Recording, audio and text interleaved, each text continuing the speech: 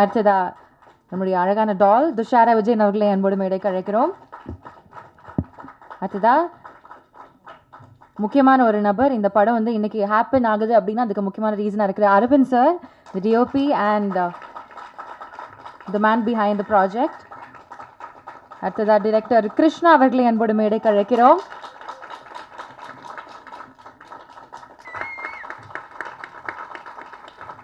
So இன்னும் சில stars வருகையில் இருக்கிறாங்க. So we have a few seats.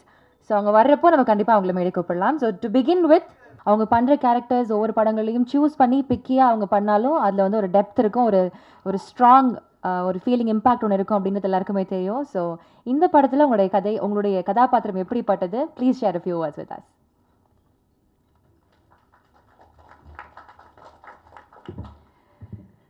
எல்லாருக்கும் வணக்கம். ஃபர்ஸ்ட் ஆஃப் ஆல் ஃபர்ஸ்ட் நன்றி சொல்ல வேண்டியது producers Maddy sir, Krishna sir and Aravind sir and Murali. Because இவங்கனால தான் நான் இந்த ப்ராஜெக்ட்குள்ளே வந்திருக்கேன். என்னோட கதாபாத்திரத்தோட பேர் வந்து பத்மாவதி. இவங்க வந்து வேற ஒரு எராலேருந்து வராங்க. இவங்களோட பெர்ஸ்பெக்டிவ்லேருந்து தான் இந்த படம் ஆரம்பிக்குது. ஸோ இவங்க வழியாக ஜிடி நாயுடு அவர்களுடைய கதையை வந்து இவங்க ஓப்பன் பண்ணுறாங்க. எனக்கு வந்து இந்த படத்தில் எப்படியாவது ஒரு ரோல் பண்ணணும்னு ரொம்ப நாள் ஆசை. ஏன்னா எனக்கு நிறைய ஃப்ரெண்ட்ஸ் இருக்காங்க கோயம்புத்தூரில். எங்கள் அண்ணா கோயம்புத்தூரில் படித்தார். ஸோ ஜிடி நாயுடு மியூசியம் போயிருக்காங்க. இந்த மாதிரி நிறைய விஷயம் கேள்விப்பட்டிருக்கேன். பட் அதை தவிர்த்து எனக்கு டீட்டெயில்டாக அவரை பற்றி எதுவும் தெரியாது. ஸோ இந்த படம் மூலமாக நான் நிறைய கற்றுக்கிட்டேன் அவரை பற்றி, எப்படிப்பட்ட ஒரு இன்னோவேட்டர் அவருன்னு. So it's been pleasure working in this project. And இன்னும் ஆக்சுவலி இந்த படத்தில் ஒரு சில விஷயங்கள் தெரியும், ஆனால் அதை தாண்டி இன்னும் தெரியணும்னு ஆசையாக இருக்குது அவரை பற்றி. ஸோ எல்லோரும் ஆகஸ்ட் 7th தியேட்டரில் வந்து பாருங்கள். கண்டிப்பாக நீங்கள் எல்லாருமே வந்து இப்படி mind blown high, you will be like oh my God, இது என்ன இப்படியெல்லாம் பண்ணியிருக்காரு அந்த மாதிரி உங்களுக்கு தோணும். So thank you everyone for making this magnificent movie and bringing it to the people, and watch it in the theatre on August 7th. Thank you. Thank you so much ma'am. இவங்களுமே choose பண்ணி கதாபாத்திரங்களை பண்ணாலும் அது ரொம்ப நேர்த்தியாகவும் சிறப்பாகவும் பண்ணுற ஒரு பர்சன். அண்ட் அவங்களுடைய நடிப்புக்கு தீனி போடுற மாதிரி ஒரு கதாபாத்திரமாக இந்த ஒரு ரங்கநாயகி அமைஞ்சிருக்கு. ஸோ ஒவ்வொரு லுக்ஸ்லேயும் சரி, ஒவ்வொரு சின்ன சின்ன ஷார்ட்ஸ்லேயும் ஃப்ரேம்ஸ்லையுமே அவ்வளோ அழகாக உங்களுடைய பெர்ஃபார்மன்ஸ் ரொம்ப கன்வின்சிங்காக பண்ணியிருக்கீங்கன்றது தெரியுது. படத்தை பார்க்கறதுக்கு நாங்கள்லாம் வெயிட் பண்ணிருக்கோம். I know surely you will have lot to share. Please வாங்க உங்களுடைய அனுபவத்தை பற்றி ஷேர் பண்ணுறதுக்கு.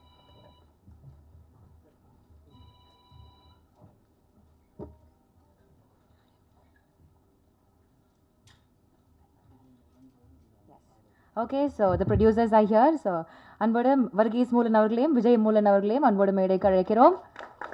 ப்ளீஸ் சார் மேடைக்கு வாங்க.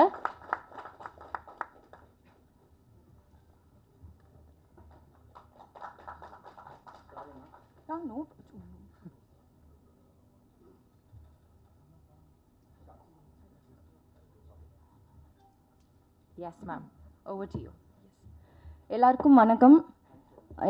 எங்கள் படத்தை சப்போர்ட் பண்ணதுக்கு, நீங்கள் இங்கே வந்திருக்கிறதுக்கு ரொம்ப நன்றி. அண்ட் ரங்கநாயகி, நான் பண்ண கதாபாத்திரத்தில் இது ஒரு வேறுபட்ட கதாபாத்திரம். நான் வந்து எல்லா ப்ரெஸ் மீட்லையும் இது தான் சொல்கிறேன்.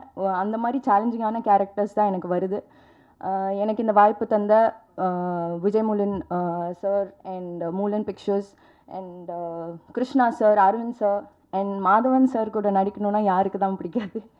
ஸோ ஐ வாஸ் லைக், நான் அப்பா சார் கூடயும் நடிச்சிட்டேன், மாதவன் சார் கூடயும் நடிச்சிட்டேன், என்னோட மின்னலை மூமெண்ட்டை வாழ்ந்துட்டேன்.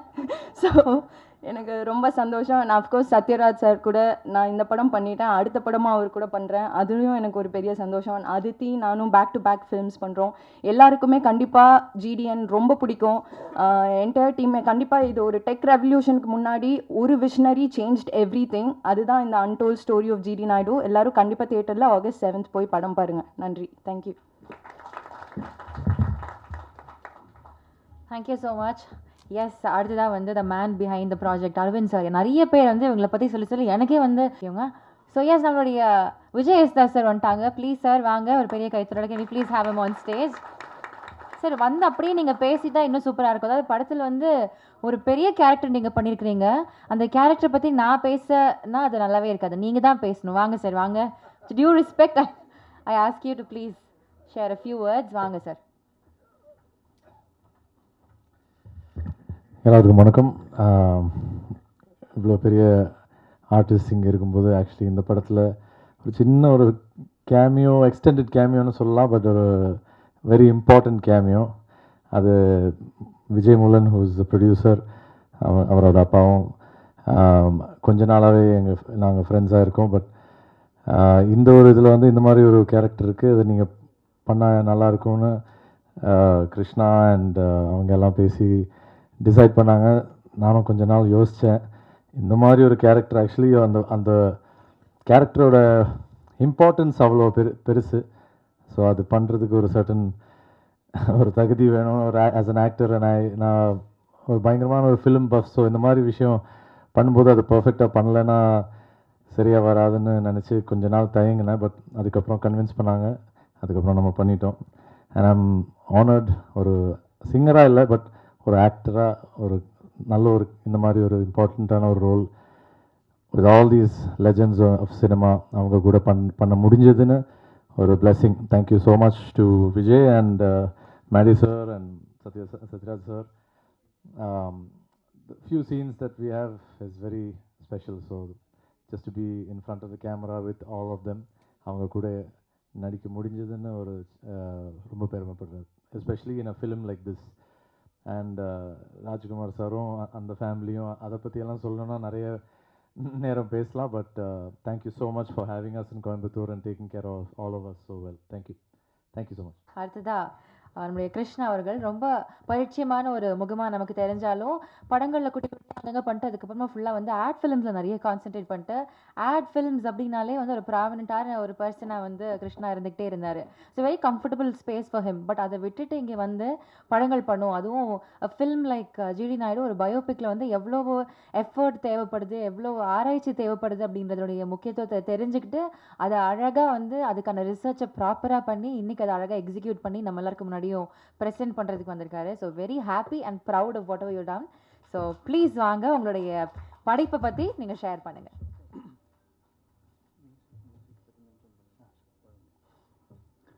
ஹலோ, எல்லாருக்கும் வணக்கம். Thank you for your constant support. என்னை வந்து முதல்ல ஒரு ப்ரெஸ் ரிப்போர்ட்டர் கேட்டாங்க, ஏன் நீங்கள் வந்து ஜிடி நாயுடுவோட லைஃப் ஸ்டோரியை எடுக்க ஆசைப்பட்டீங்க, நான் சொல்கிறேங்க உங்களுக்கு அப்படின்னு சொன்னேன். நான் இப்போ சொல்ல விரும்புகிறேன். நான் வந்து ஸ்கூலில் அவர் பற்றி படிச்சிருக்கேன் பாடம். அதுக்கப்புறம் ஒரு புக் ஃபேரில் அவரை பற்றின புக்கு ஒன்று படிச்சுட்டு நான் வியந்து போயிட்டேன். ஒரு சீனும் வந்து பார்த்தீங்களா, ஒரு ஈவெண்ட்டும் வந்து ஒரு சீன் மாதிரி இருந்தது. ஏன்னா படம் சீன் மாதிரி அவர் வாழ்க்கை வாழ்ந்திருக்காருன்னு சொல்லி இவரோட கதையை பற்றி நம்ம படம் எடுக்கணும், அவ்வளோதான். ஒரு ஃபில்ம் மேக்கராக முதல்ல புக்கு படிக்கும்போது அவ்வளோதான் எண்ணம் இருந்தது. அவரை பற்றி என்னன்னு தெரிஞ்சுது. ஸோ அவர் எவ்வளோ பெரிய ஆள்னு தெரியறதுக்கு டைம் எடுத்தது எனக்கு. நான் அதுக்கப்புறம் என்னோட நண்பர் முகில், அவர் தான் என் கூட சேர்ந்து டயலாக் எழுதியிருக்காரு இந்த படத்தில். முகில் சார், மாதவன் சார், நாங்கள் 3 பேரும் எழுதினோம். ஸோ முகில் வந்து நம்ம வந்து இதுக்கு போகலாம், மியூசியம் போகலாம், அதுக்கப்புறம் அங்கே நிறையா தெரிய வரும்னு சொன்னோடனே நாங்கள் மியூசியம் போனோம். அப்போ ஃபேமிலி யாரையுமே நான் பார்க்கல. ஸோ நாங்கள் மியூசியம் போனதுக்கப்புறம், மியூசியம் போனால் புக்கு படித்ததை விட ஒரு 50 மடங்கு மேலே இன்ஃபர்மேஷன் இருக்குது, அவரை பற்றி தெரிஞ்சுக்க முடிஞ்சது. என்னது இவ்வளோ பெரிய ஆளாகிறன்னு சொல்லி எனக்கு கொஞ்சம் அங்கே வந்து இது நம்ம பண்ண முடியுமா, யோசிச்சது கரெக்டாக முதல்ல இவரை பற்றி படம்னு நினச்சி.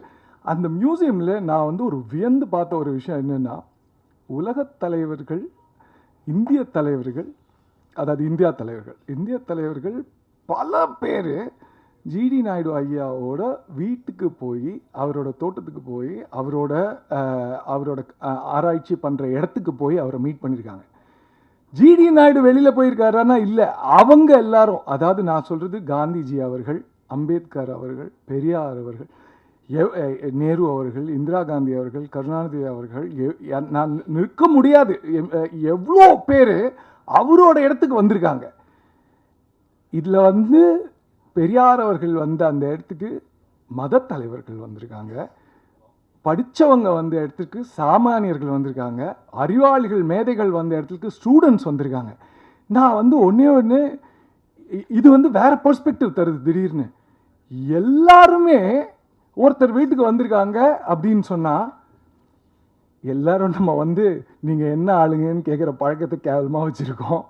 நீங்கள் எங்கேருந்து எந்த ஸ்டேட்டஸ்லேருந்து வந்திருக்கீங்கன்னு தெரிஞ்சு பேசுகிறோம். வெளிநாட்டுக்காரங்கிட்ட எப்படி உள்நாட்டுக்காரங்கிட்ட எப்படி பேசணுன்ட்டு நம்ம மனசு நம்மளை கண்டிஷன் பண்ணி வச்சுருக்கேன். அவ்வளோ கேவலமான நான் மற்றவங்களை பற்றி விட்டுருங்க, என்னை பற்றி நான் அப்படி தான் நினச்சிக்கிட்டேன்.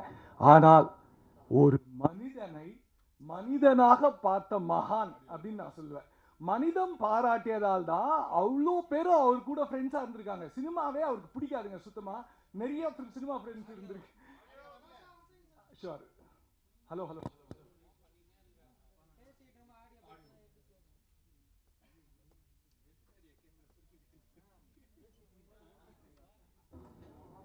Hello hello yes okay.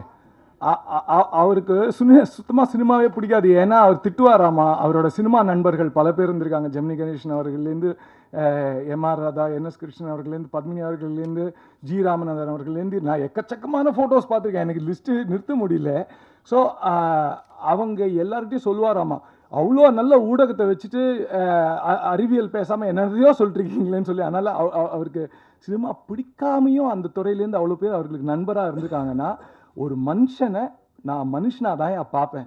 அவர் ஜாதி பார்க்க மாட்டேன், அந்தஸ்து பார்க்க மாட்டேன், அவங்க எந்த ஊர் பார்க்க மாட்டேன், நிறம் பார்க்க மாட்டேன், வயசு வித்தியாசம் பார்க்க மாட்டேன், அவர் மனுஷனாக பார்க்க மாட்டேன்.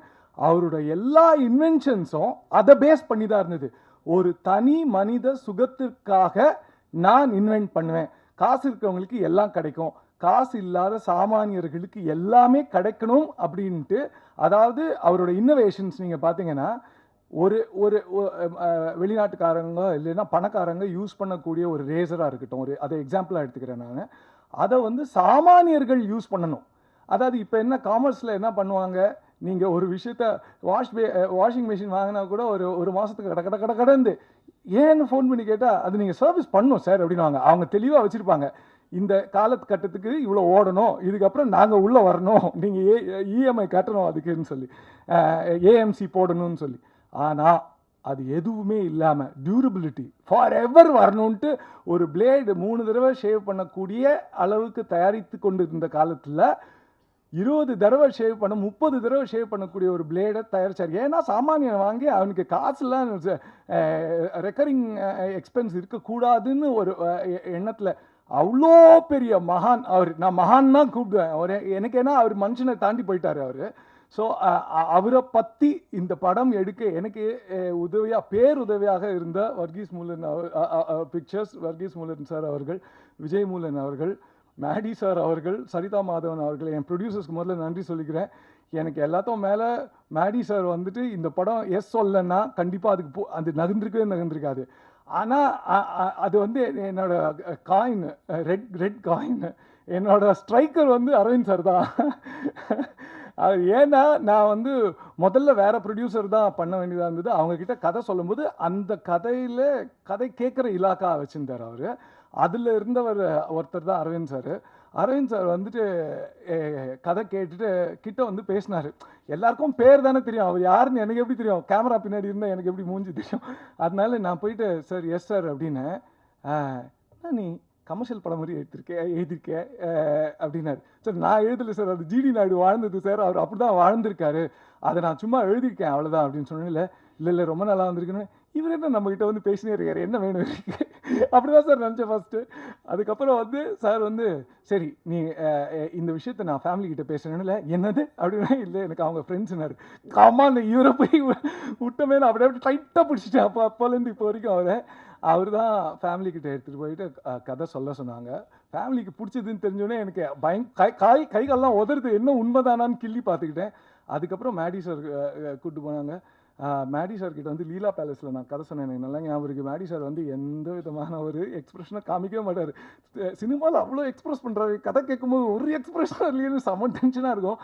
அப்புறம் நான் கரெக்டாக எக்ஸிட் ஆகும்போது மட்டும் குட் ப்ராதோ அப்படின்னு சொல்லிட்டு இங்கே ஒரு தட்டினார். அப்போ தான் தெரிஞ்சது, ஓ பிடிச்சிருக்குன்னு சொல்லி.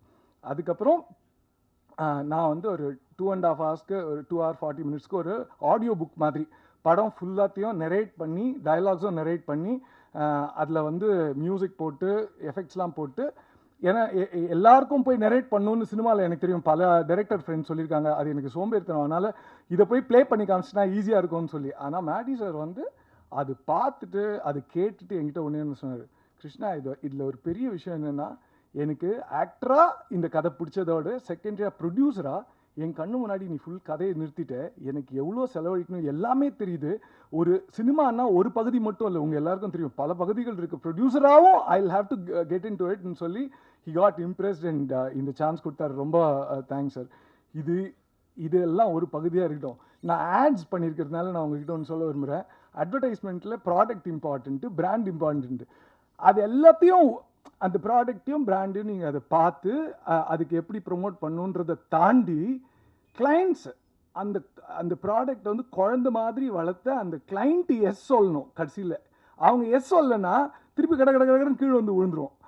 அது மாதிரி எனக்கு அட்வர்டைஸிங்கில் இருந்ததுனால இல்லை, அந்த இதில் நான் அந்த கம்பேர் பண்ணுறேன். ஃபேமிலிக்கிட்ட போய் கதை சொல்லும்போது அவங்க என்ன விஷயம்னா, நான் பாட்டுக்கு ஃபிக்ஷன் உள்ளே எங்கே சேர்க்கணுமோ சேர்த்தாச்சு, ஆனால் அது அவங்களுக்கு கரெக்டாக பொருந்தணும் இல்லை. ஸோ அவங்க கேட்கும்போது ஜிடி ராஜ்குமார் சார் இருந்தாங்க, ஜிடி நாயுடுவோட புதல்வன் பையன் ஜிடி கோபால் சார் அவங்க இருந்தாங்க. கதை கேட்கும்போது அவங்க உட்காந்துட்டு இருந்தாங்க, அவங்க மருமகள் சந்திரா மேடம், இவங்க 3 பேரும் உட்காந்துருந்தாங்க. இவங்க தான் டிசைடிங் அத்தாரிட்டி. ஸோ கதை சொல்லி முடித்ததுக்கப்புறம் ஜிடி நாயுடு அவங்க பையன் கேட்குறாங்க, கோபால் சார் உனக்கு எப்படி இதெல்லாம் தெரியும் அப்படின்றாரு. ஆமாம், உனக்கு எப்படி இதெல்லாம் தெரியும் அப்படின்னு சொல்கிறாரு. இல்லை நான் இந்த மாதிரி ரிசர்ச் பண்ணேன் சார், இவ்வளோ புக்ஸ் படிச்சு நான் அவர்கிட்ட சொன்ன மாத்திரத்தில் you won't believe, GD Naidu வந்து ஒரு ட்ராவல் பண்ணியிருக்காரு. பாவம், ஒரு காலகட்டத்தில் குடும்பத்தை பிரிஞ்சு கிட்டத்தட்ட 1 வருஷம் அவர் இல்லை, அவர் இறந்து போயிட்டாருன்னே நிறையா பேர் நினச்ச ஒரு தருணம் அது. ஏன்னா அவரால் இந்தியா ரிட்டர்ன் பண்ண முடியாத காலத்தில் எங்கேருந்து எங்கே போனாருன்னு பாஸ்போர்ட் எதுவுமே பார்க்காம கடன்னு எனக்கு சொன்னார். இப்போ 80+ அவருக்கு, 85+ அவருக்கு. அவர் எப்படி ஞாபகம் வச்சு எனக்கு சொன்னார் எனக்கு புரியல. ஃபேமிலியிலேருந்து அவ்வளோ சப்போர்ட் கொடுத்துருக்காங்க. நான் அவரும் கோபால் சாரும் சரி, சந்திரா மேமும் சரி, எனக்கு ஃபேக்சுவலாக, ஸ்டாட்டிஸ்டிக்கலாக, இமோஷ்னலாக அவ்வளோ கதை சொன்னதில் என்னோட பெர்ஸ்பெக்டிவே சேஞ்ச் ஆகி நான் ஸ்கிரிப்டில் அவ்வளோ சேஞ்ச் பண்ணேன். அதுக்கப்புறம் ஜிடி ராஜ்குமார் சார் மாதிரி நான் ஒரு உழைப்பாளியை பார்த்ததே இல்லை. எனக்கு என்னென்னா, அவரு தாத்தா அவ்வளோ பெரிய இன்ஸ்பிரேஷனாக வந்து அந்த தாய் 8 அடினா புள்ள 16 அடினா யோசிச்சு பாருங்களேன், சான்ஸே இல்லை. எனக்கு என்னென்னா, இவங்க ஜெர்மன் பேசுவாங்க, அதெல்லாம் தாண்டி ஸ்கிரிப்டில் இல்லை, அவங்களுக்கு என்ஜினியரிங் சினிமாவுக்கு என்ன சம்மந்தம், அவங்களுக்கு சுத்தமாக சம்மந்தமே இல்லை. ஆனால் அவங்க உள்ளே வந்து என்கிட்ட பேசும்போது இல்லை, இன்னும் நம்ம பொழப்பை தூக்கிடுவார் போல இருக்குன்ற மாதிரி இருந்தது. ஏன்னா நாங்கள் என்ன பண்ணுறோமோ நம்ம படத்துக்கு அவ்வளோ அதை புரிஞ்சுக்கிட்டு, கிருஷ்ணா இந்த சீன் இங்கே வச்சா நல்லா இருக்கும்லன்னு, ஐயோ என்ன நான் என்னென்னா அடுத்த ஸ்கிரிப்ட் அவர் கூட நான் டிஸ்கஸ் பண்ணுவான்ற அளவுக்கு ஹி கேம் அண்ட் ஹெல்ப். என்னென்னா, இப்போ ப்ரெஸ்ஸில் ஏதாவது கேட்டாங்கன்னா, சென்சாரில் ஏதாவது கேட்டாங்கன்னா, இது வந்து ப்ரூஃப் சப்ஸ்டான்ஷியேட் பண்ணுறதுக்கு, சப்போர்ட் பண்ணுறதுக்கு டாக்குமெண்ட்ஸ் வேணும்னு சொல்லுங்கள். நைட் அண்ட் டே இவர் போய் அந்த லைப்ரரியில் உட்காந்து, அந்த லைப்ரரி நான் போய் பார்த்துருக்கேன், நீங்கள் ஒரு தடவை உள்ளே போயிட்டு வந்துட்டிங்கன்னா ஜலதோஷம் தும்மல்லாம் கேரண்டி. அந்த லைப்ரரி உள்ள உட்காந்து அவர் டாக்குமெண்ட்ஸ் எடுத்து அப்பப்போ எனக்கு ஃபோன் பண்ணி சொல்லுவார், கிருஷ்ணா கிடச்சிச்சு எனக்கு இது அனுப்புவார். அதே மாதிரி எங்களுக்கு பென்ஸ் போய் ஜிடி நாயுடு அவங்க கூட கொலாபரேட் பண்ணுறதுக்கான அந்த இதில் பென்ஸ் கிட்ட என்ஓசி வாங்கியிருக்காங்க sir. Thank you so much sir. அது பிக் ஏன்னா அவங்க பேர் நம்ம படத்தில் மென்ஷன் பண்ணோன்னா அவங்க எவ்வளோ உலக பிரசித்தி பெற்ற ஒரு பிராண்டு, அவங்கக்கிட்ட என்ஓசி வாங்கியிருக்காங்க. Thank you so much sir. இப்போ நான் வந்து என்னோட பார்ட்னர் பற்றி சொல்லணும், என் ஸ்க்ரீன் பிளே கூட சார் அப்படி ஆரம்பிக்கிறேன் சார்.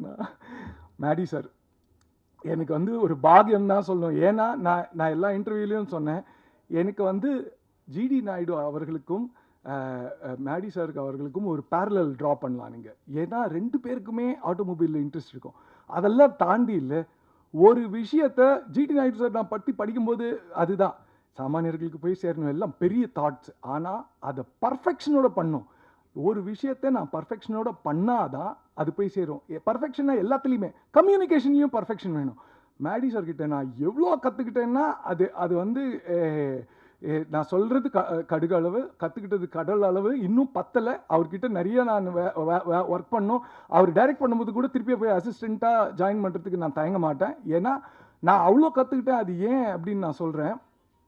ஒரு ஒரு ஒரு ஒரு சீனாக இருக்கட்டும், ஒரு டைலாகாக இருக்கட்டும், மொத்த படத்தையும் ஞாபகம் வச்சுப்பார். மொத்த கேரக்டர்ஸையும், எல்லா கேரக்டர்ஸையும் ஞாபகம் வச்சுப்பார். அதில் அணுகுவார். சார் இந்த சீனுக்கு இப்படி போட்டால் மாசாக இருக்கும் சார், இது ஒர்க் ஆகும் சார். இல்லை மாசா கிருஷ்ணா, அது அந்த வார்த்தையை கட் பண்ணி தூக்குவார். மாசா இருக்கட்டும், சீன் மாசா வரட்டும், அது நல்லது தான். ஆனால் நம்ம அப்படி அப்ரோச் பண்ணக்கூடாது. அதை இந்த கேரக்டர்ஸ் எல்லாரும் என்ன பண்ணுது, அவங்களோட கன்சிஸ்டன்சி என்ன, இந்த சீன் என்ன பண்ணுது, இந்த நேரத்தில் எந்த மூட் வருது அப்படின்னு சொல்லிட்டு நிஜமாக சொல்கிறேன்.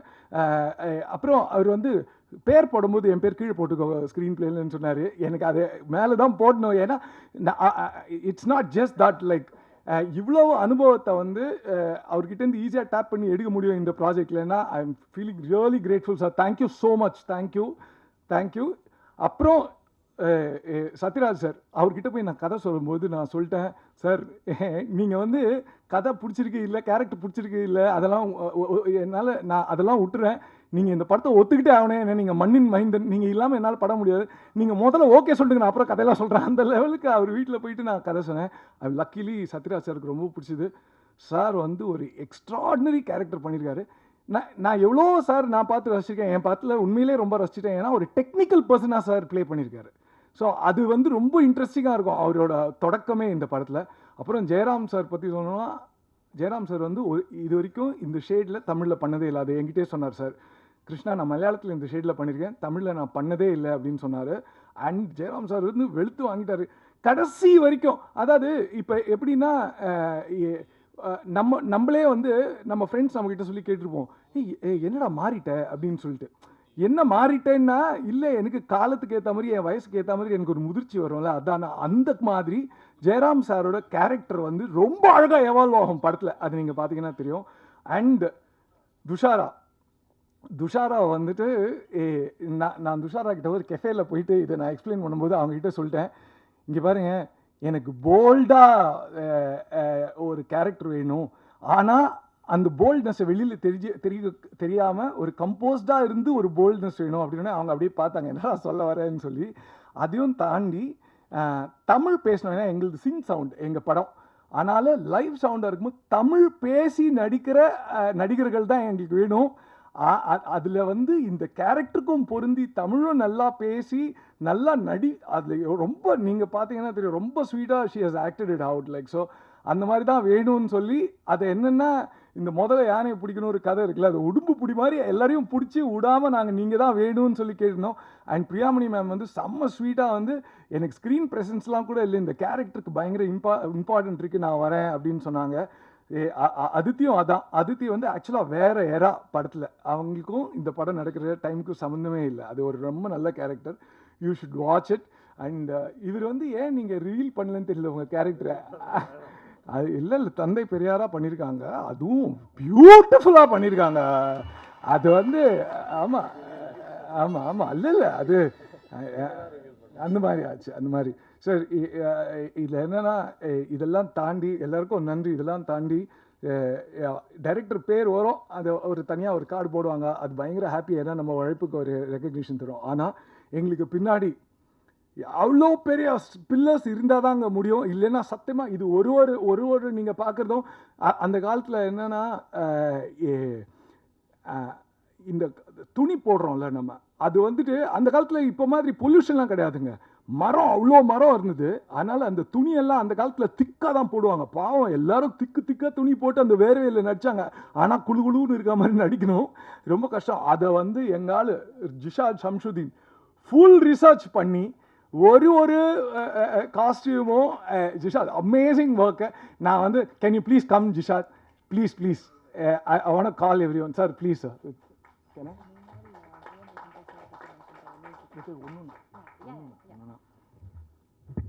இவர் தான் எங்கள் காஸ்டியூம் டிசைனர் ஜிஷாத்.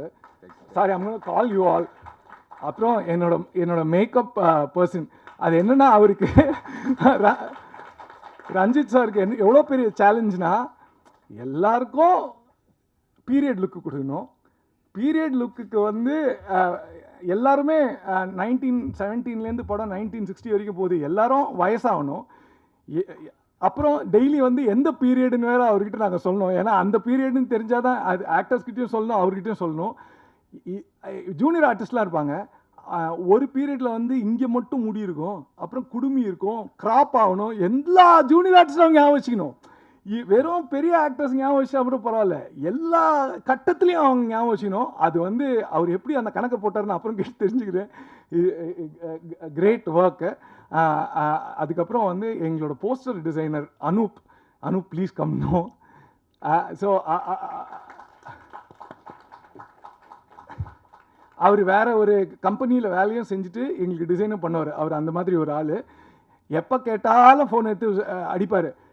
ஸோ காத்தால ஒரு 10 மணிக்கு நான் ஃபோன் எடுத்து 10:30 அந்த மாதிரி ஒரு 11:30க்கெலாம் காத்தால ஃபோன் அடிச்சு 11:30க்கு நம்ம சாப்பிட்டு ரெடியாக இருப்போம்ல, ஃபோன் கிருஷ்ணா அப்படின்னாரு. ஏன்னா நைட் ஷிஃப்ட் பண்ணியிருப்பார் கம்பெனியில். நம்மளுக்கு பாவம் தெரியாது, அவருக்கு டே தான் நைட்டு. அவரை பிடிச்சி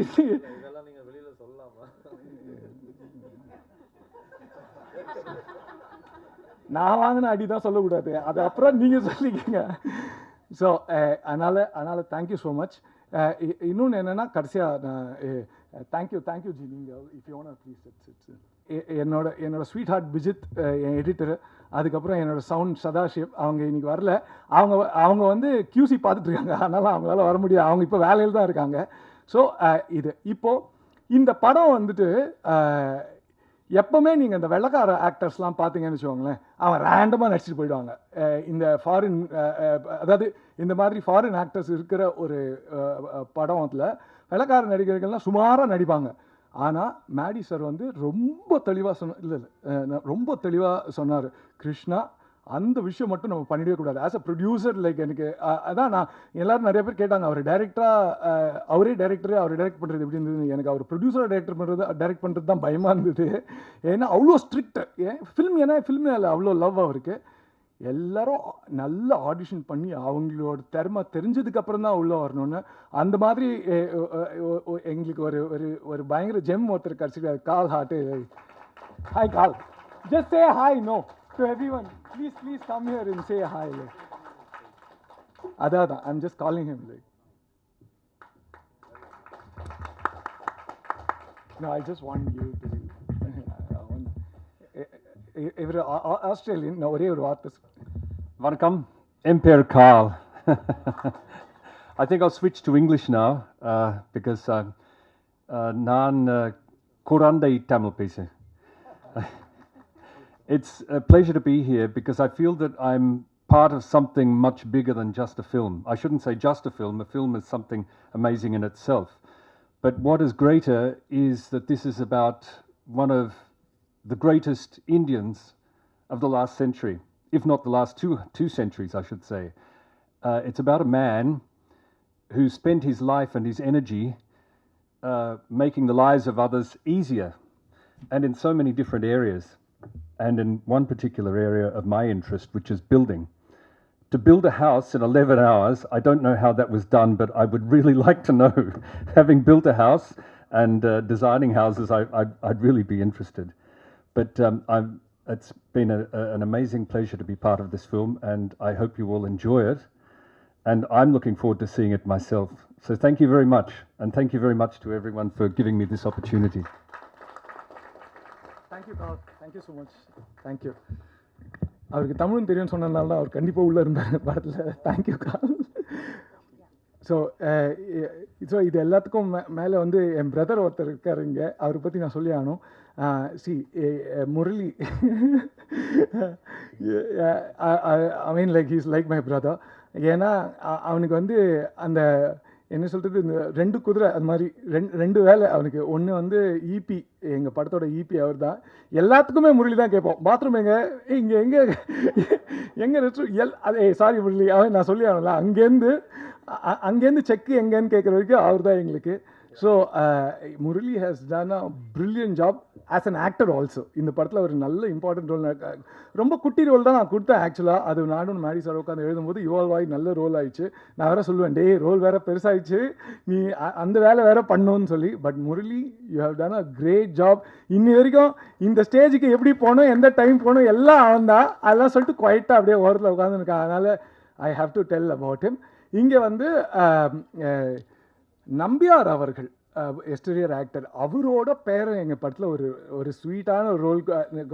அது எனக்கு ஃப்ரெண்டாக தெரிஞ்சதுனால அவரை கூப்பிட்டு, ப்ளீஸ் நீங்கள் தப்பாக நினச்சிக்காதீங்க, எனக்கு இந்த ரோல் வந்து படத்தில் சின்னதாக இருந்தால் கூட ஜிடி நாயுடுவோட உற்ற நண்பர் அவர். அந்த ரோலில் நடிச்சிருக்காரு. Deepak come on say hi. No, Deepak Nambiar அவர்களோட கிராண்ட்சன். எங்களுக்கு மியூசிக் பண்ணி முடிச்சுட்டு வயலின் வாசிக்கு போயிடுவார் ஏதாவது ஷோவுக்கு. அதனால் அவர் எப்போ கேட்டாலும் அவர் எங்கேயாவது ஷோவில் இருப்பார். அப்புறம் எங்களுக்கு வந்து மியூசிக் பண்ணி முடிச்சுட்டு போயிடுவார். அவர் கூட ஒரு எக்ஸ்ட்ராடனரி ஜேர்னி எனக்கு. ஏன் நான் சொல்கிறேன்னா, எப்போவுமே சோல்ஃபுல்லாக, ரொமான்டிக்காக, நாஸ்டாலஜிக்காக மியூசிக் போடுற ஒரு ஆள் இந்த படத்தில் பயங்கரமாக ட்ரான்ஸ்ஃபார்ம் ஆயிருக்காரு.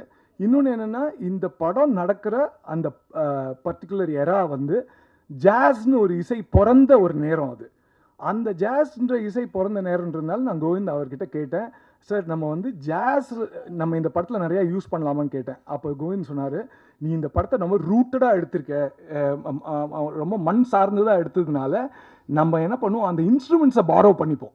அந்த ஜாஸ் இன்ஸ்ட்ருமெண்ட்ஸ் எடுத்து போகணும், அந்த பிராஸ் இன்ஸ்ட்ருமெண்ட்ஸ் எடுத்து அவர் நாதஸ்வரம் செய்யக்கூடிய அந்த மேஜிக்கை ட்ரம்பட்ஸ் வச்சு பண்ணியிருக்காரு. You should listen to the songs and the background score and he has nailed it. Like நான் சொல்கிறத விட நீங்கள் அதை பார்த்து எழுதுறது தான் அது தேவைன்னு நினைக்கிறேன். Thank you so much. நன்றி, வணக்கம். தேங்க்யூ.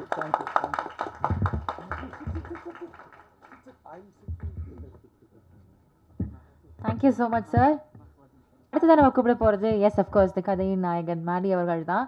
ஒரு அரை மணி நேரம் அவர்கிட்ட நம்ம பேசினோன்னா நமக்கு தெரியும் அவருக்கு சினிமா மேலே அவ்வளோ கணக்கில்லாத ஒரு காதல் இருக்குது அப்படின்றத. ஒவ்வொரு ரோலும் அவர் பண்ணுறது வந்துட்டு மெனக்கெட்டு அதுக்காக வந்து நிறைய விஷயங்களை வந்து லேர்ன் பண்ணி அன்லேர்ன் பண்ணி ரொம்ப நிறைய எஃபர்ட்டோட பண்ணுற ஒரு பர்சனாலிட்டி. இன்றைக்கி நம்ம அவ்வளோ அவரை லவ் பண்ணுறோம் அப்படின்னா எல்லா காதலுக்கும் ரொம்ப டிசர்விங்கான ஒரு பர்சன் அப்படின்னு சொல்லலாம்.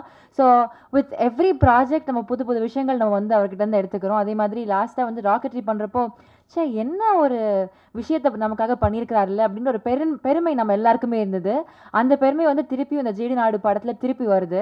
One question to you sir, அது எப்படி தேடி நேஷனால் வந்து தேர் ராங்ட் பீப்புள் அப்படின்னு சொன்னவங்களுடைய பயோபிக் எடுத்து நீங்கள் பண்ணுறீங்க. அட் த சேம் டைம் இவ்வளவு மெனக்கெடுதல் வந்து ஒவ்வொரு படத்துக்கும் பண்ணுறப்போ it just feels very nice. இந்த மாதிரி ஒரு நடிகர் எங்களுக்கு இருக்கிறாங்க அப்படின்னு ரொம்ப பெருமையாக இருக்குது. தேங்க்யூ. ப்ளீஸ் நீங்கள் வாங்க. உங்ககிட்ட இருந்து நாங்கள் ஜிடி நாயுடு பற்றி தெரிஞ்சுக்கணும் அப்படின்னு ஆசைப்படுறோம். வாங்க சார், ஓவர் டு யூ.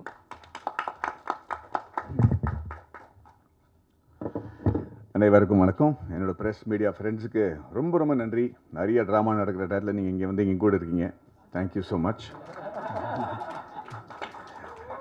எங்கள் வாழ்க்கையில் எது ஒரு பெரிய ட்ராமாவாக இருக்குது. ஏன்னா இன்னும் 2 நாள் இந்த படம் ரிலீஸ் ஆக போகுது. அதுக்கு தான் பக்குன்னு நம்ம இருக்கோம். என்னோட டைரக்டர் வந்து இன்றைக்கி ஏற்கனவே அவர் பேசுனது கேட்டிருக்கீங்க. எவ்வளோ ஆர்வத்தோடு பேசுகிறார், எவ்வளோ இன்ஃபர்மேஷனோட பேசுகிறார் அப்படின்ட்டு. ஆனால் வெற்றி வேலையில் பேசுகிற பேச்சு இன்றைக்கே பேசிட்டார் அவர். ஸோ அதனால் நான் அந்த நன்றிங்கிறது தான் அந்த அப்புறம் தான் சொல்ல போகிறேன். ஏன்னா எனக்கு நல்ல ஞாபகம் இருக்குது, என் முதல் படம் முடிச்சப்பறம் மணி சார்கிட்ட போய் நான் ஒரு நல்ல இமெயில், அப்போ தான் இமெயில் புதுசாக வந்துருச்சு, அவருக்கு நான் இமெயில் எழுதினேன். இந்த படம் பெரிய ஹிட் ஆகிடுச்சு, எல்லோரும் நல்ல பேர் புகழெலாம் கிடச்சிருச்சு. ஸோ மனசில் இருக்கிறதெல்லாம் அப்படியே ஒப்பி எழுதி 2-3 பேஜுக்கு 2-3 சைடுக்கெல்லாம் அந்த இமெயில் அனுப்பிச்சு, ரொம்ப நன்றிங்க, ஒரு பெரிய ப்ரொடியூசரில் கூட தான் மகனுக்கு இந்த மாதிரி ஒரு இன்ட்ரடக்ஷன் கொடுக்க முடியாது அப்படின்னு நிறைய விஷயங்கள் எழுதினேன். மணி சார் வந்து தான் படத்தில் வர வசனங்கள் மாதிரி 2 லைன் நான் பதில் சொன்னார். அவர் ஒன்றுனா, தேவையில்லாத உன்னோட கிராட்டிடியூட் எல்லாருக்கும் சொல்லிட்டு தெரியாத, நான் உனக்காக எந்த உபாவமும் பண்ணல, என் படத்துக்கு என்ன நல்லதோ அதான் நான் செஞ்சேன், அதே மாதிரி நீ படம் பண்ணும்போது அப்படி தான் செய்வேன் அப்படின்னு நம்பர் 2 இமெயில் நிறுத்திட்டார். ஸோ நானும் அதே மாதிரி இப்போது என்னோடய நண்பர்களுக்கு இந்த டீமில் இருக்கிற யாருக்குமே நன்றி சொல்ல போகுது இல்லைங்க. அது நான் வெற்றி வாய்க்காக நான் வெயிட் பண்ணிகிட்ருக்கேன்னு நான் விக்ரம் வேதா டயத்தை கூட சொல்லியிருக்கேன். அதை நான் இப்போது அந்த மாதிரி ஒரு வாய்ப்பு கிடைக்குங்கிற நம்பிக்கையில் எல்லார்கிட்டையும் தைரியமாக நான் நன்றி சொல்ல போவதில்லை. ஆனால் சில பேருக்கு நன்றி சொல்லி ஆகணும். ஜிடி நாயுடுங்கிற ஒரு படம் பண்ணுறதுக்கு முன்னாடி நம்ம என் வாழ்க்கையில் சில ரியல் லைஃப் கேரக்டர்ஸ் அமைஞ்சிருக்காங்க, எனக்கே தெரியாமல், தெரிஞ்சோ தெரியாமலோ நிறைய பேர். ரங்தே பசந்தி பண்ணும்போது ஸ்குவாடனில் ரஜய் ராத்தோட, அதுவும் ஒரு ரியல் கேரக்டர் பேஸ் பண்ணி தான் இருந்துச்சு. குருங்கிற படம் பண்ணும்போது என்னோட கதாபாத்திரம் அது ஒரு ரியல் லைஃப் கேரக்டர் பேஸ் பண்ணி இருந்துச்சு. அண்ட் ராக்கெட்ரி, அஃப்கோர்ஸ் துரேந்தர், அண்ட் இப்போ ஜிடி நாயுடு. சில கேரக்டர்ஸ் பண்ணும்போது நமக்கு பயம் இருக்காது, ஏன்னா அவங்களாம் based on a true character தான் இருக்கும். ஸோ அதோட படம் ஜெயிச்சிச்சுன்னா நல்லது, ஜெயிக்கலன்னா படத்தை பற்றி தான் எல்லோரும் பேசுவாங்க. ஆனால் ராக்கெட்ரிங்கிற ஒரு படம் பண்ணும்போது ஒரு உண்மையான உயிரோடு இருக்கிற ஒரு மனுஷனோட வாழ்க்கையை பற்றி நம்ம பேசிகிட்டு இருக்கோம். படத்தை நம்ம சரியாக எடுக்கலன்னு வச்சுக்கலாம், ஏற்கனவே இருக்கிற பிரச்சனைக்கு அது அதிகமான ஒரு பிரச்சனை ஆகிறதுக்கு வாய்ப்பு இருக்குது. அதனால் நான் ஏன் நன்றி சொல்ல விரும்புகிறேன்னா, முதல்ல GD Naidu sir, Rajkumar sir, Gopal sir, அந்த ஃபேமிலிக்கு. ஏன்னா இவங்க வந்து எங்களுக்கு வெறும் ஒரு படம் பண்ணுறதுக்கு வாய்ப்பு கொடுக்கல, ஜிடி நாயுடுன்னு ஒரு கதாபாத்திரத்தை பற்றி உலகத்துக்கு சொல்கிறதுக்கு ஒரு வாய்ப்பு கொடுத்துருக்காங்க. அது நம்ம கரெக்டாக பொறுப்போடு எடுத்துகிட்டு போய் சொன்னாதான் அவரை பற்றியான நல்ல விஷயங்கள் மக்களுக்கு தெரியும். அந்த படத்தை நம்ம சொதப்பிட்டோன்னா அது வந்து பாதிக்கக்கூடிய லெவலில் இருக்கும், அதை நான் இப்போவே சொல்லிடுறேன். அதனால் அந்த பயத்துலேயும் அந்த மரியாதையோடையும் தான் எல்லாருமே இந்த படத்தில் வேலை செஞ்சுருக்காங்க. ஏன்னா we cannot afford to be wrong or inaccurate about such an impossibly unbelievable character like G.D. Naidu. So we took that very seriously. Sir, thank you very much for trusting us with the reputation of this man, and I hope that we do justice by him. இரண்டாவது வந்து நான் ஏன் நன்றி இதில் சொல்கிறேன்னா, இந்த விழாவில் மக்கள் வந்து இந்த படத்தை ஏன் பார்க்கணும், அதை பற்றி தான் நான் இப்போ பேச விரும்புகிறேனே தவிர நன்றி அப்புறம் நான் சொல்லிக்கிறேன். பட் ஏன் இப்போ இந்த நன்றி சொல்லணும்னா, இதுலேயும் ஏன் மக்கள் வந்து படத்தை பார்க்கணுங்கிறது இருக்குது. அது அடுத்தது வந்து அரவிந்த் சார். அரவிந்த் சார் நானும் எப்போ பார்த்தாலும் அப்படியே உட்காந்துருப்பார், தூங்கிட்டு இருக்கிற மாதிரி இருப்பார், அண்ணா எல்லாத்தையும் கேட்டுருப்பார் அவர். நானும் அவரும் கிட்டத்தட்ட 23 வருஷமாக ஒரு ஃப்ரெண்ட்ஸாக நான் இருந்திருக்கோம். என்ஜினியரிங் மேலே எனக்கு எவ்வளோ ஆர்வம் இருக்கோ அதுக்கு 10 மடங்கு மேலே அவருக்கு நாலேஜும் இருக்குது, ஆர்வமும் இருக்குது. நான் என்ஜினியர் கிடையாது, நான் என்ஜினியரிங் படிக்கல, ஆனால் இன்ஜினியரிங்கோட மிகப்பெரிய ஃபேன். அதனால் எனக்கு என்னோட எக்ஸைட்மெண்ட்டுக்கு வந்து ஒரு துணையாக இருந்தது வந்து அரவிந்த் சார் தான். பிகினிங்லேயே வந்து ஹெலிகாப்டர் எப்படி பண்ணணும், அது எப்படி பறக்க வைக்கணும், ஆர்சி ஹெலிகாப்டர், உண்மையான ஹெலிகாப்டரில் ஆர்சி ஹெலிகாப்டர், பிளேன்ஸ் அதெல்லாம் பறக்க வைப்போம். அதுலேயே கீழே வந்து என்னோடய ஃபோனை ஒட்டி அதை எப்படி ட்ரோனை ஆக்குவோம், மேலேருந்து எப்படி ஃபோட்டோ எடுக்க முடியும் அப்படின்னு நிறையா எக்ஸ்பெரிமெண்ட்ஸ்லாம் நம்ம பண்ணியிருக்கோம். ஆனால் அவர் ஒரு சினிமாட்டோகிராஃபர், ஒரு டிஓபி, நிறையா படங்கள் பண்ணியிருக்காரு. இவ்வளோ நல்ல ஃப்ரெண்டாக இருந்தால் கூட நானும் அவரும் சேர்ந்து வேலை செய்கிறதுக்கு வாய்ப்பு கிடைக்கல. அவர் என்கிட்ட சைடாக சொல்லுவார், நம்ம 2 பேரும் எனக்கு ஒரு படமும் கிடைக்கல உங்கள் கூட மேடி அப்படின்னு அவர். எனக்கும் அது புரியல, ஏதோ ஒரு காரணத்துக்கு அது அமையாமையே இருக்கும். ராக்கெட்ரிங்கிற படத்தில் கூட அப்போ அங்கே நான் பாம்பே போய் செட்டில் ஆகிட்டேன். ரொம்ப நாளுக்கு அப்புறம் தான் தொடர்பே நமக்கு ஸ்டார்ட் ஆகுது. ஆனால் அப்போ கூட நம்ம நடுநடுவில் பேசுவோம், பார்த்தா நிறைய நாளைக்கு ஒரு கிட்டத்தட்ட 6-8 மாதமாக பேசலை நம்ம, ஏன்னா நான் பிஸியாக இருந்துட்டேன். திடீர்னு ஃபோன் பண்ணி அவருக்கு நான் ஃபோன் பண்ணுறேன், அரவிந்த் சார் எனக்கு ப்ராஜெக்ட் கிடச்சிருச்சு, நீங்கள் வரீங்களா அப்படின்னு கேட்டிருக்கேன்.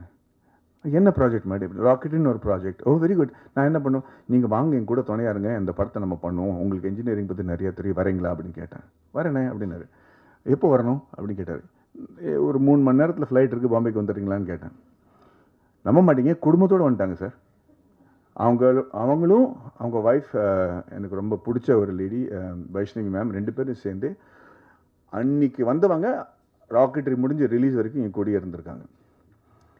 ஏன் சொல்ல வரேன்னா, இவர் இந்த சப்ஜெக்ட் என்கிட்ட கொண்டு வரும்போது எனக்கு இதில் ஒரு பயங்கரமான தத்துவம் இருக்கும் அப்படின்னு புரிஞ்சிருச்சு. ஏன்னா லேஸில் கொண்டு வர மாட்டார். அப்படி கொண்டு வந்து இந்த இன்ஜினியரிங்கோட எனக்கு ஜிடி நாயுடு பற்றி தெரியாதுங்க. எனக்கு தெரிஞ்சதெல்லாம் கவுண்டமணி சார் ஒருத்தரை பெரிய ஜிடி நாயுடுன்னு திட்டுறது தான் தெரியுமே தவிர, அவர் என்ன ஒரு பெரிய சயின்டிஸ்டா அப்படின்னு கேள்விப்பட்டிருக்கேன். அதுக்கு மேலே எனக்கு அவரை பற்றி தெரியாது. அதுவே ஒரு பயங்கர குற்றுணர்ச்சியோட தான் நான் இப்போ ஃபீல் பண்ணுறேன். ஏன்னா அரவிந்த் சார் இந்த ஆளை பற்றி சொல்லும்போது எனக்கு ரொம்ப நான் ரொம்ப பிரமிச்சு போயிட்டேன். சரி, இவரை பற்றி ஏன் மக்களுக்கு தெரியல அப்படிங்கிறது. இந்த படத்தோட நோக்கமே ஜிடி நாயுடுன்னு ஒரு ஆளை பற்றி நம்ம தமிழ் சிலபஸில் ஒரு சாப்டர் இருக்கணுங்கிற போராட்டம் தான் நம்ம அதித்தி பாலனோட போராட்டம். அந்த படத்தில் சாப்டர் இல்லைன்னு நான் கேள்விப்பட்டேன். அது எனக்கு ரொம்ப தப்பாக தோணுச்சுங்க. அண்டு அதுக்கப்புறம் இந்த கதை எப்படி நடந்துச்சு, யார் என்ன பண்ணாங்கன்னு ஏற்கனவே எல்லாரும் பேசியிருக்கிறாங்க. பட் அதுக்கு என்ன the root cause of me getting involve with this project எப்படின்னா, எனக்கு ஒரு பாம்பு புல் மாதிரி பிடிச்சா விட்டுற மாட்டேன். ஸோ இட்ஸ் வச்சா கொடுமை சர்ச்சா மாட்ட லெவலுக்கு போயிடுவேன். அதுதான் இந்த படத்தில் எனக்கு நடந்துச்சு. ஏன்னா அந்த கதை கேட்ட உடனே ரியலைஸ் இந்த ஆளை பற்றி ஏன் மக்களுக்கு தெரியல, ஏன் நம்ம இந்த மாதிரி ஒரு மிகப்பெரிய மேதையை வந்து நம்ம பொத்தி வச்சுருக்கோம், யாருக்குமே ஒன்றும் தெரியாது. சத்யராஜ் சார் சொன்ன மாதிரி வெளிநாட்டில் போய் ஒரு சின்ன பாறாங்கல்லுக்கு ஏதாவது ஒரு டிஸ்கிரிப்ஷன் கொடுத்து அதை வந்து ஒரு டூரிஸ்ட் அட்ராக்ஷன் ஆக்கி வச்சு கொண்டாடிடுவாங்க ஒரு கிராமத்தில். நம்ம போயிருக்கோம் நிறைய வாட்டி பார்த்து, என்னடா இதில் இந்த மாதிரி நம்ம நாட்டில் மூளைக்கு மேலே இருக்குது, இது இப்படி பெரிய டூரிஸ்ட் அட்ராக்ஷனாக பண்ணி வச்சுருக்காங்களே நம்ம நிறைய வாட்டி யோசிப்போம். ஆனால் இந்த மாதிரி ஆளுங்க நம்மக்கிட்ட இருக்காங்க, அவங்கள பற்றி தெரியாமல் இருக்கிறது ரொம்ப பெரிய விஷயம். ஸோ அவரை பற்றி ஏன் தெரியணும்? ஏன்னா இன்றைக்கி நடக்கிற பல விஷயங்கள் அவர் அன்றைக்கே பண்ணிட்டார். ஊபருங்கிற விஷயம் இப்போ தான் நமக்கு தெரியும், அது அவர் அன்றைக்கி கிட்டத்தட்ட 80 வருஷம் முன்னாடியே பண்ணிட்டார். அந்த மாதிரி பல விஷயங்கள் இந்த படத்தில் நீங்கள் பார்க்க போகிறீங்க. இதை பற்றி இப்போ நீங்கள் அப்படி திரும்பி பின்னோக்கி பார்க்கும்போது இவரை பார்த்து தான் இவங்க கற்றுக்கிட்டாங்களா, பில்கேட்ஸ் இவரை பார்த்து தான் கற்றுக்கிட்டாரா அப்படிங்கிற ஒரு ஃபீலிங்கே நமக்கு வரும். ஏன்னா அவர் பில்கேட்ஸ் செஞ்ச பல விஷயங்கள் இவர் செஞ்சுருக்காரு. ரெண்டாவது, நானும் கிருஷ்ணகுமார் என்ன முடிவு பண்ணோன்னா, கதையில் இது வரைக்கும் அவர் பற்றி ஏற்கனவே தெரிஞ்ச விஷயங்கள்லாம் நம்ம சொல்ல போகிறதில்ல. ஏன்னா அவர் பற்றி தெரிஞ்ச இவர் இன்வென்டராக இருக்கார், இவ்வளோ விஷயங்கள் இன்வென்ட் பண்ணார், அதெல்லாம் பெரிய படத்தில் ஒரு 10% தான். ஆனால் இவர் என்ன மாற்றங்கள் கொண்டு வந்த முயற்சி செஞ்சார், அந்த மாற்றங்கள் இஸ் இன்க்ரெடிபிளுங்க. ஃபீமேல் எஜுகேஷனாக இருக்கட்டும், எஜுகேஷனல் ரிஃபார்ம்ஸாக இருக்கட்டும், அக்ரிகல்ச்சராக இருக்கட்டும், பாலிடெக்னிங்கிற ஒரு வார்த்தை என்னென்னு இவரால் தான் நமக்கு தெரியுது. பாலிட்டிக்கை இன்வென்ட் பண்ணுறதே இவர் தான் ஒரு சுச்சுவேஷன். அப்படி am I right? This is factually. So அந்த மாதிரி இருக்கும்போது ஏன் இவரோட கதையை பொத்தி வச்சுருக்காங்கிறத எனக்கு புரியல. அண்ட் தென் முழு கதை கேட்கும்போது நான் மிரண்டுட்டேன். இன்றைக்கி இருக்கிற ஸ்டார்ட் அப்ஸ் இப்போ நிறைய பேர் நம்ம நாட்டில் சின்ன சின்ன லேடிஸ் எல்லாம் வந்து ஊறுகாய் விற்று அப்பளம் பண்ணி விற்று பல லட்சம் ரூபா மாதத்துக்கு சம்பாதிக்கிறாங்க. Because they started their own enterprise. அது ஸ்டார்ட் பண்ணி ஒரு ப்ராடக்ட் இருக்கிறது மட்டும் இல்லை, அதை எப்படி பாதுகாப்பாக வச்சுக்கிறது, அதோட கம்ப்ளைன்ஸ் என்ன, how do you start the company, how do you do the taxation, how do you do the compliance, quality control, இதெல்லாம் பண்ணி how do you start a bank account, how do you get this money in our account, how do you sell it online, இதெல்லாம் படிக்காதவங்க பண்ணிட்டு இருக்காங்க. And சத்தியமாக சொல்கிறேன், their earning in lakhs rupees. But அவங்களோட அந்த ஊர்கா செய்கிற திறமைக்கு தவிர இந்த ஆண்டர்பிரினர்ஷிப் எப்படி பாதுகாப்பாக வச்சுக்கணும், எது இந்த கம்பெனி நம்மக்கிட்டேருந்து யாரும் எடுத்துகிட்டு போகக்கூடாது, இந்த மாதிரி பல விஷயங்கள் இருக்கு இல்லையா, அதெல்லாம் அவர் அப்போவே செஞ்சு வச்சுருக்காரு. அண்ட் இன்றைக்கி ஜிடி நாயுடு நம்ம அன்றைக்கே கொண்டாடி இருந்தோம்னு வச்சுங்களேன். அன்றைக்கி வந்து முதல்ல வெள்ளைக்காரங்க வந்து அவங்கள ஸ்டாப் பண்ணாங்க, அவருக்கு கிடைக்கக்கூடிய மரியாதை கொடுக்கல, அவங்களுக்கு கிடைக்கக்கூடிய அவர் சக்ஸஸ்ஃபுல் ஆகிறதுக்காக நடுவில் நின்னாங்க. ஆனால் இந்த படத்தோட டேக்லைனே வந்து feared by the British and forgotten by his countryman. ஏன் ஃபியர் பண்ணாங்கிறது கூட நீங்கள் பார்க்கணும். ஏன்னா என்றைக்கும் அவர் பிரிட்டிஷ்காரன் பண்ணிட்டு தலை குனியவே இல்லை. பிரிட்டிஷ்காரங்க ஜிடி நாயுடு பொறுத்த வரைக்கும் ஜெயிக்கவே முடியலைங்க. கடைசி வரைக்கும் அவங்க நாட்டை விட்டு ஓட்டுற வரைக்கும் அவங்களால ஜிடி நாயுடுக்கு ஒன்றுமே செய்ய முடியல. ஆனால் அதுக்கப்புறம் வந்த பிரச்சனை தான் இன்னும் வருத்தமாக இருந்துச்சு. நம்ம ஆளுங்களே போட்டு அவரை ஸ்டாப் பண்ணிட்டாங்க. ஏன்னா அவர் இன்றைக்கி நம்ம ஸ்டாப் பண்ணலன்னு வச்சுக்கலேன், Coimbatore would be one of the biggest industrial hubs in the world. அந்த காலத்திலேயே ஒரு மிகப்பெரிய கம்பெனி கோயம்புத்தூருக்கு வந்து இன்றைக்கி கோயம்புத்தூரோட கதையே வேறையாக இருந்திருக்கும், இந்தியாவோட கதையே வேறையாக இருந்திருக்கும். அந்த காரணத்துக்காக தான் இந்த படம் பார்க்குறது இம்பார்ட்டண்ட்டுங்க. ஸோ ஐ எம் செகண்ட்லி ரெண்டாவது நன்றி நான் சத்யராஜ் சார், ஜெயராமன் சார் 2 பேருக்கும் சொல்லணும். பிகாஸ் அவங்க 2 பேரும் மேதைங்க. ஒரு சின்ன குழந்தையோட ஆர்வம் எப்படி இருக்கும் தெரியுமா, ஒரு புதுசாக எதாவது பார்க்கும்போது, ஒரு ஜூக்கோ சர்க்கஸோ போகும்போது அந்த கண்ணில் ஒரு ஆர்வம் இருக்குல்ல, அதுக்கு மேலே இருக்க ஆர்வத்தோடையும் எனர்ஜியோடையும் செட்டில் வந்து என்றைக்குமே நம்ம இவ்வளோ பெரிய எக்ஸ்பீரியன்ஸ்ட் ஆர்டிஸ்ட்டுங்க அப்படின்னு காட்டாமல் எல்லாருக்கும் ஒரு இடம் கொடுத்து, எந்த சீனில் பக்கத்தில் கம்முன்னு நிற்கணுமோ அந்த சீனில் பக்கத்தில் கம்முன்னு தான் நிற்கிறாங்க. ஒரு இந்த மாதிரி சீனியர் ஆர்டிஸ்ட்டுக்கு அந்த மாதிரி ஒரு மெச்சூரிட்டி பார்த்தோன்னா நம்ம எல்லாருமே செட்டில் புரிஞ்சுக்கிட்டோம். This is the what commitment level means. So உங்கள் வயசில் கூட நான் இந்த மாதிரி கமிட்டடாக இருக்கணுங்கிற ஒரு வேண்டுகோளோடு நான் உங்களுக்கு நன்றி சொல்கிறேன் சார். யார் look at how young he is looking, is giving a run for the money to all young actors. And கடைசியாக நன்றி சொல்கிறது ஏன் மறுபடியும் நன்றின்னு சொல்கிறேன், பிகாஸ் இதுக்கு இந்த சினிமாவுக்கு பொறுத்த ஒரு விஷயமா இருக்குது. இஸ் விஜய் அண்ட் வர்கீஸ் மூலம் 2 பேரும் என்னோட ராக்கெட்டில் ப்ரொடியூசராக இருந்தாங்க. இந்த படம் பண்ணும்போது பல வாட்டி எனக்கு வந்து நான் உள்ளே போயிட்டேன்னா வெளியே வர முடியாதுன்னு எனக்கு தெரியும். ஆனால் எனக்கு நம்பிக்கைன்னு ஒன்று கொடுக்கறதுக்கு ஏன் இல்லாமல் இருக்கிறதுக்கு காரணம் என்னென்னா, எனக்கு புரியல ஏன் இந்த ஆளை பற்றி யாருக்கும் தெரியல அப்படிங்கிறது. நான் நிறைய ஆராய்ச்சி பண்ணிட்டு இருந்தேன், அதுக்கு டைம் ஆகிட்டு இருந்துச்சு. அண்ட் நிறைய வாட்டி நான் விஜய்கிட்ட சொன்னேன், Vijay I sure we want to do this film, I sure we want to do this film அப்படின்னு கேட்டிருக்கேன். எனக்கு என் மேலே எவ்வளோ நம்பிக்கை இல்லையோ அதை விட பல மடங்கு அதிக நம்பிக்கை விஜய்க்கு என் மேலே இருந்திருக்கு. அதுக்காக ரொம்ப நன்றி விஜய், தேங்க்யூ மேன். என்னை பற்றி என்னையே வந்து கற்றுக்க வச்சுட்டாரு. ஸோ ஐம் அண்ட் அதுக்கு காரணம், the reason I'm saying is, ஏன் இந்த படம் பண்ணக்கூடாதுன்னு நான் சொல்லிட்டு இருக்கிறதுக்கு காரணமே இதுதான். ஏன்னா ஏதோ ஒரு மனசில் நெடுக்கலாக இருந்துச்சு, ஏன் why is people not talking about him, and I just couldn't find the reason. I just do not know why we didn't celebrate him, and that was making me very insecure. And finally பாட்காஸ்ட்னு சொல்லிட்டு இருப்பார்ல நம்ம இயக்குனர், ஒரு he's become not just my director but a very close family மாதிரி. But படம் ஒத்துக்கிறதுக்கு காரணமே இந்த மாதிரி ஒரு பாட்காஸ்ட் தான். இந்த படத்தோட ஒரு சீனோட பாட்காஸ்ட் நான் ப்ளே பண்ணி காட்டணும்னு ஆசைப்பட்றேன் சார். இவரோட குரல், இவர் பண்ண சவுண்ட் எஃபெக்ட்ஸ் எல்லாரும் கேட்டுங்க.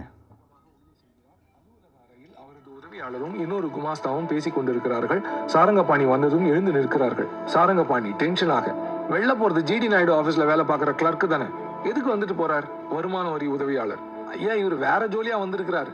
மிஸ்டர் போஸ்னு ஒருத்தரோட கடந்த 3 ஆண்டுகளா வருமான வரி கட்டின விவரங்களை கேட்டு வாங்கிட்டு போறார் சார். சாரங்கபாணி டென்ஷனாக, யோ யார் வந்து என்ன கேட்டாலும் கொடுத்துருவீரா? வருமான வரி உதவியாளர், இல்லைங்க சார், அவர் போஸோட சரியான ஆவணங்களை எல்லாம் காமிச்சிட்டு தான் வாங்கிட்டு போறார் என்று அந்த ஆவணங்களை காண்பிக்கிறார். சாரங்கபாணியும் அவற்றை பார்க்கிறார். சாரங்கபாணி குழப்பத்துடன், அது சரி, ஆனா நாயுடு ஆபீஸ்ல இருந்து எதுக்கு போஸோட ஆவணங்களை வாங்கிட்டு போறா என்று அவர் கேட்க, மற்றவர்கள் புரியாமல் விழிக்க, வெளியே ஏதோ சலசலப்பு கேட்டு இவர்கள் வெளியே வராண்டாவுக்கு வருகிறார்கள். பியூன் ஓடி வருகிறார். பியூன் சாரங்கபாணியிடம், சார், ஒரு ஆள் நாயோட வந்து கலாட்டா பண்றாரு சார், நாயை உள்ள விட முடியாதுன்னா கேட்க மாட்டேங்கிறாங்க, எகத்தாளமா பேசுறாரு சார் என்று சொல்ல சாரங்கபாணி வெளியே பார்க்கிறார். அங்கே ராஜபாளையம் நாட்டு நாய் ஒன்றுடன் ராமையா பிள்ளை.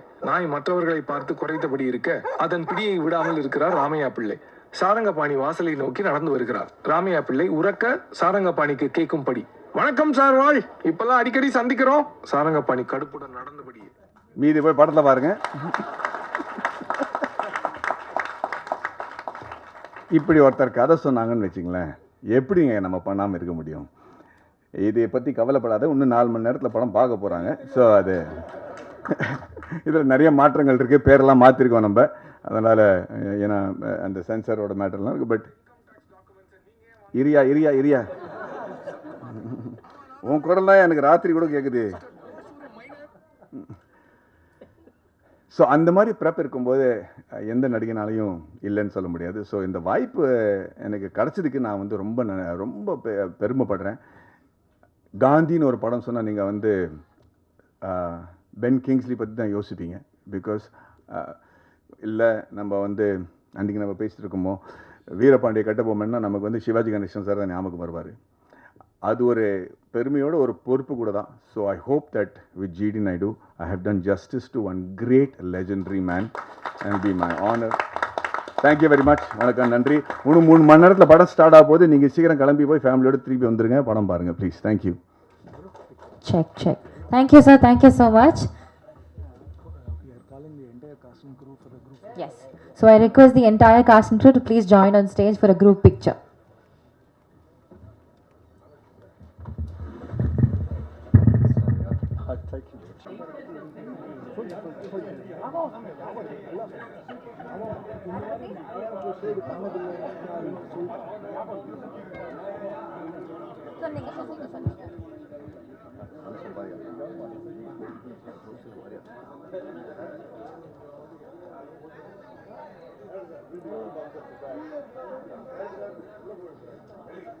Photos ஓகேங்களா?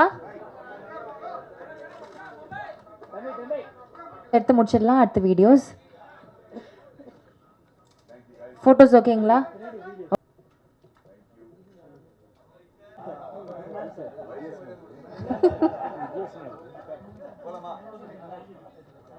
Thank you so much. Thank you to the entire team.